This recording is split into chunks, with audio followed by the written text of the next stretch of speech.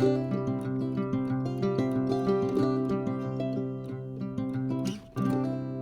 morning-ish.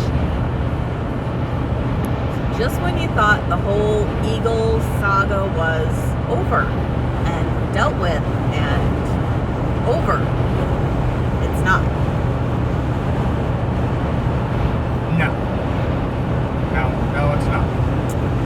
We are on our way to Boise to meet with the State committee of the FSA, Yep. and which is the Farm Service Farm Service Agency. Agency. I was going to say federal, and I knew that wasn't right. And so we're meeting with them basically to tell them they're wrong. It's not really, it's that, so the information we were given that they said was all we needed, they're rejecting that information. So now we're having to explain to them that this is what they told us we needed. How can they reject what they told us we needed? And I don't know all the details. That's his job. I'm just along for the ride.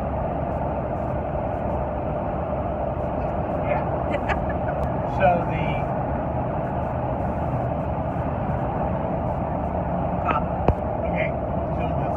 county FSA, which is the board that I'm on, but I wasn't part of the decision making because naturally I can't on my own situation.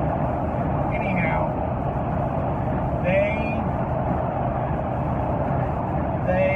denied part of our claim, saying that we didn't have enough of a report from the APHIS gentleman, which is the Idaho Wildlife Services, I believe. Something like that. APHIS stands for what? Animal, Plant, Health, something. Anyway, because that dude only showed up one time. So on his report, although I called him every time that we had more dead, and all he said was, take lots of pictures, but he did show up later to come get some of our deads so he could teach other people how to do necropsies on them. But he didn't do any necropsies on them because he wanted to take them so he could teach other people how to do necropsies on them. Specifically on eagle kill lambs. Right. So anyway, he claimed that there was only 20 that he could say were definitely an eagle kill. The other 30 with a 99.9% probability of eagle kill. Well, according to the FSA, probable, they can't pay on probable kills. Yes. Only on confirmed kills. He confirmed 20 hens. Then they did all their magic numbers that 20% would have died from natural causes anyway, and blah, blah, blah. So they paid us for less than the 20. Anyhow, the problem is that the regulations that FSA uses to pay for these kind of deals is they aren't designed for a situation like ours, where it was multiple kills, fewer per day, and if the APHIS guy can't show up, or doesn't show up in our case, they don't have a plan B. And that's my complaint and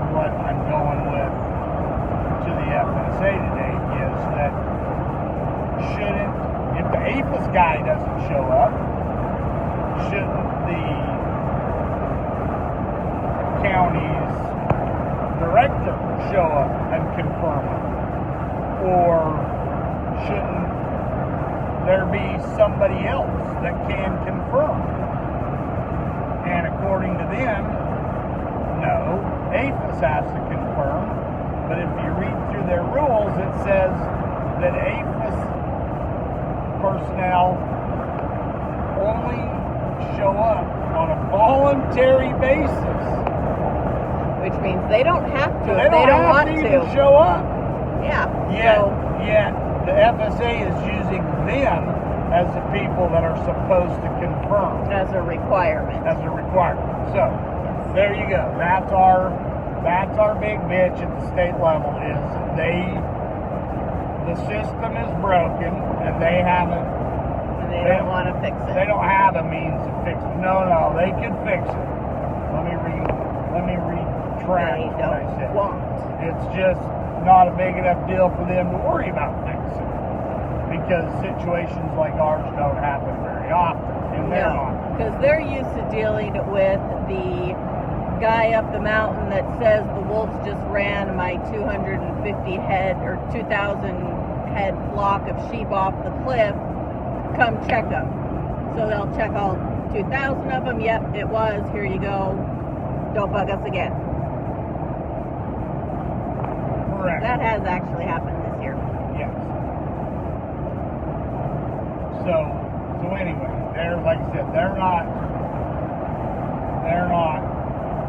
and the APHIS dude doesn't want to show up to come look at one dead lamb. No, 2 lambs a day or, every other day that we were getting, it wasn't worth it to them. Nope. He just said take lots of pictures. And send them to him, which is what we did. I did, and then the executive director from the county said, take lots of pictures and send them to me, and we did. But now they're saying, oh no, he needed to show up and come look at them. But they didn't tell us that until the end of November. And we filed in May. Yep. And it started happening in April. It's a little hard to keep dead sheep that long. Yeah, pretty much. Maybe we should have went and got his out of his freezer. Yeah, no kidding. So last night, we did not get home until late. I mean, we had our little meeting with the commissioners, and hi, sweet girl. And they basically, I sat there and kept quiet because that's what I do. My husband said his piece, put forth all his information, very, very well made his point. So now basically we just wait until they make a decision. They should have made one yesterday before they ended their session. They very well could have. We don't know how long it'll take. It could take a week before we get any information from them. I really don't have a clue how long it'll take for them to inform us, whether it be a letter, an email, I don't even know how they're going to inform us, probably a letter. So we're still waiting to see what's going to happen. And at this point, it's not even about the money. That bird has flown the coop. It's more of making sure this does not happen to somebody else. Nobody should have to go through this. It should not be this hard for livestock owners to get compensated for predator kills. Yes, our situation is different. They're eagles, bald eagles. They're a federally protected bird. So that throws a whole nother wrench in the whole game. But still, if the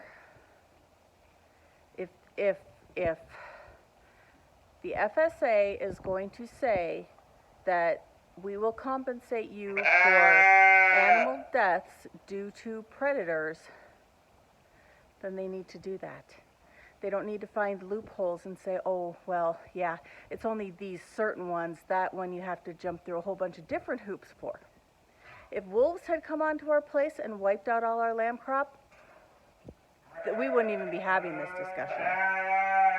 But because it's something different, and because we are not a big name, huge, known producer in Idaho, like some of these meat sheep producers that have bands of 20,000, we're just a little guy. So we get ignored.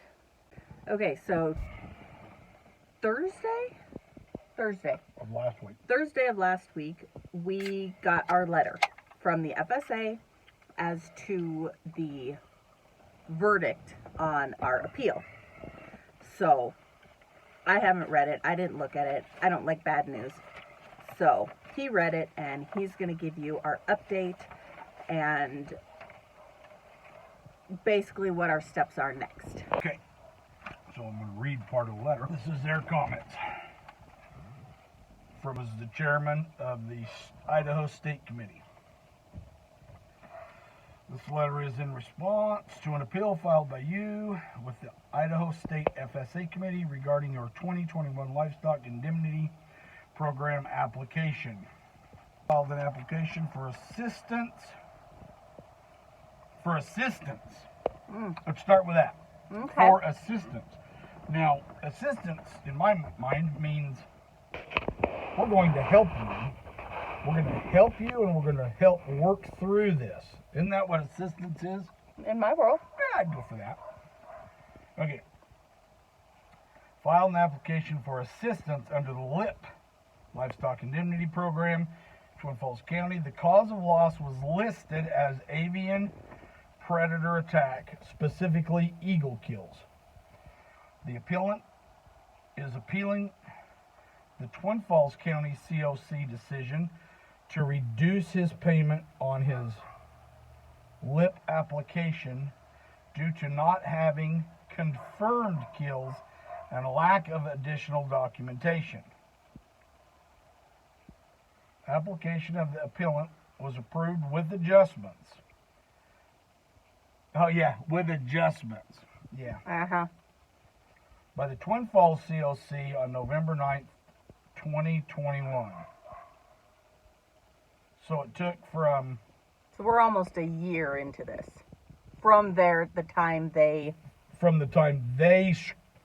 chopped it down from the 50 to 20 minus a few more.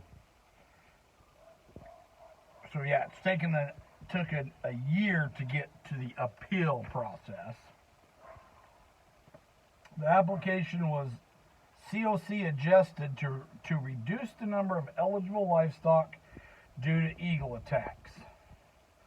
COC based their decision on the APHIS reports for 20 confirmed kills in one LIP, Amendment 1, Paragraph 22, Paragraph 30 to reach their decision. Basically, that's the bullshit clause about that part of them would have died anyway from natural. Mm-hmm. And the funny part is, because I keep such intense records, I can tell you exactly how many sheep I lose in a year to natural causes or other predators or whatever. This year I lost 2. Yeah. Okay. Let's go to the determination. The Idaho State Committee listened to the appellant's testimony on the loss of lambs and thoroughly reviewed all of the supporting documents provided as of 10/19/2022. In the view of the facts in this case, the Idaho State Committee is upholding the original determination made by the Twin Falls County Committee. Now, keep in mind, the Twin Falls County Committee said, we think the APHIS dude didn't do his job. Mm-hmm. Apparently they're not upholding that part of it. No, they pretty much basically said that's not our problem when we were up there. Right. So that we should have gotten a second opinion is what they told us. Yeah, we should have. Probably from the county director. Yeah, well. Yeah. she told us we were doing what we were supposed to be doing. Twin Falls County Committee on Application of Rocky T. Matthews. The Idaho State Committee cites One Lip Amendment 1, paragraphs 22 and 30, along with the lack of acceptable proof of death. So they come up with the exact same thing, and they're citing, along with the lack of acceptable proof of death. We specifically asked them, and they never gave us the answer to what or who, besides the APHIS dude. Right. Who do we go to? Who was the guy that was ordered 80, that was supposed to be the acceptable proof of death? They didn't have an answer for that. No, they didn't have an answer, and they have completely ignored it in this letter. Yes. They ignored the fact that the Twin Falls County COC said he didn't do his job.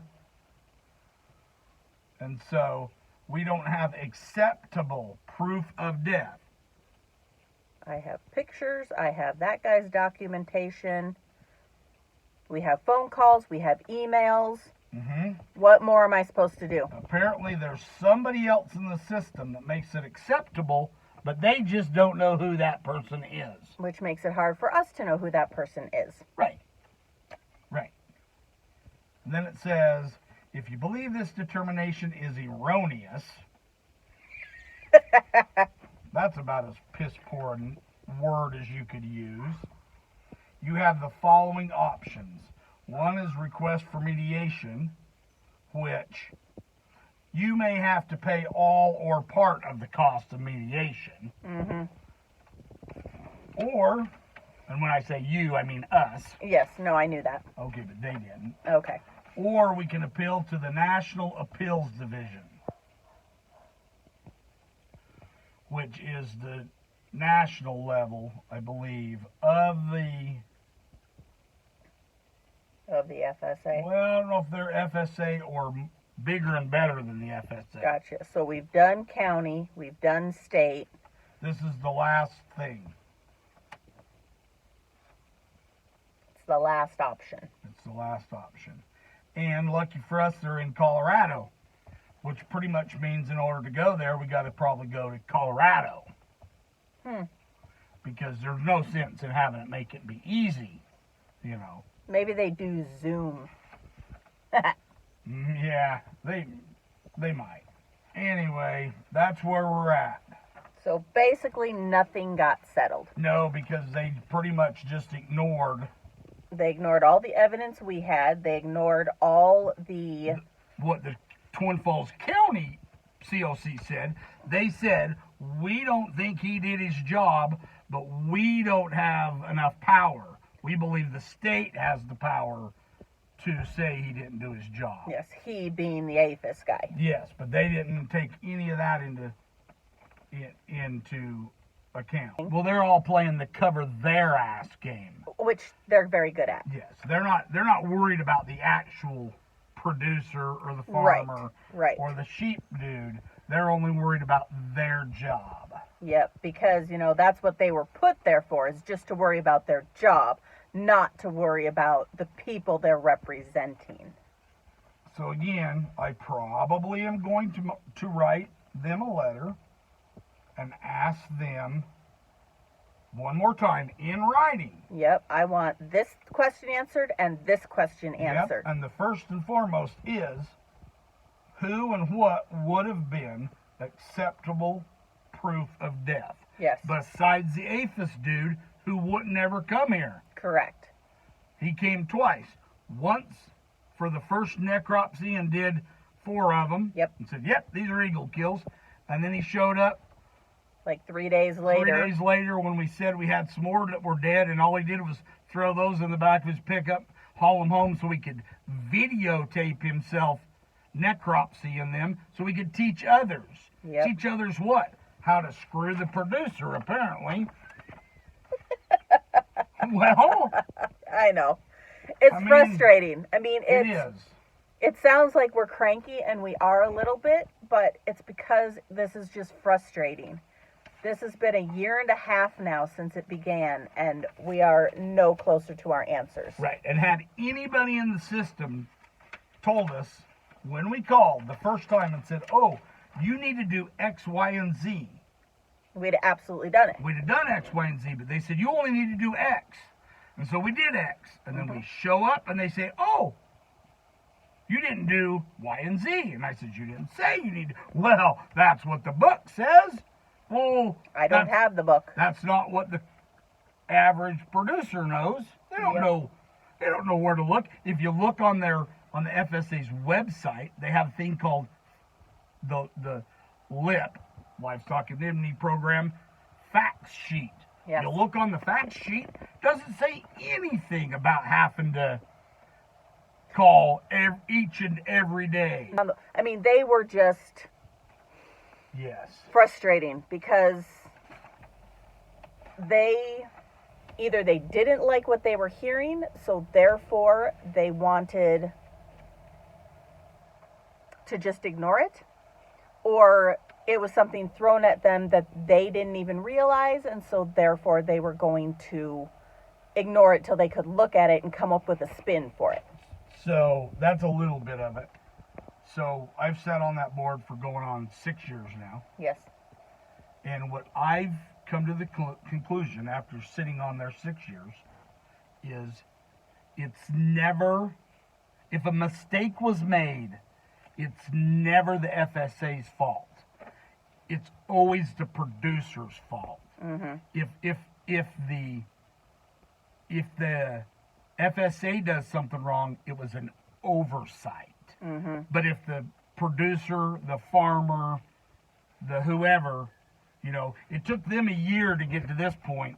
But if a producer misses something by 1 day, oh boy, you're out of the program, buddy. Yep. You don't get 2 chances. But if it takes them a year, we were busy. We forgot about it. It was an oversight. Yeah. Wasn't a mistake or anything. We didn't do anything wrong. It was an oversight. So that's the biggest trouble. It is. They don't want to claim, oh, hey, maybe our system's got a glitch that we should worry about fixing. No, that's not the problem. The producer didn't prove that they were killed. He didn't prove in the manner we wanted him to prove. We didn't tell him how we wanted him to prove it. He just didn't do it on his own accord, so therefore we're booting him out. It's kind of one of those where you wish you had the video of the eagle coming down and attacking the lamb. I don't know that would be proof. See, I don't know either. Because they have never told us what the proof needs to be. Would be. Because I guarantee you what they would say is they'd go, well, we know he killed that one, but what about the other 49? Maybe he didn't fly down and kill them. We know you have pictures of that one getting killed, but the other ones, they may have got hit in the middle of the night with a meteorite. I mean, it's an act of God.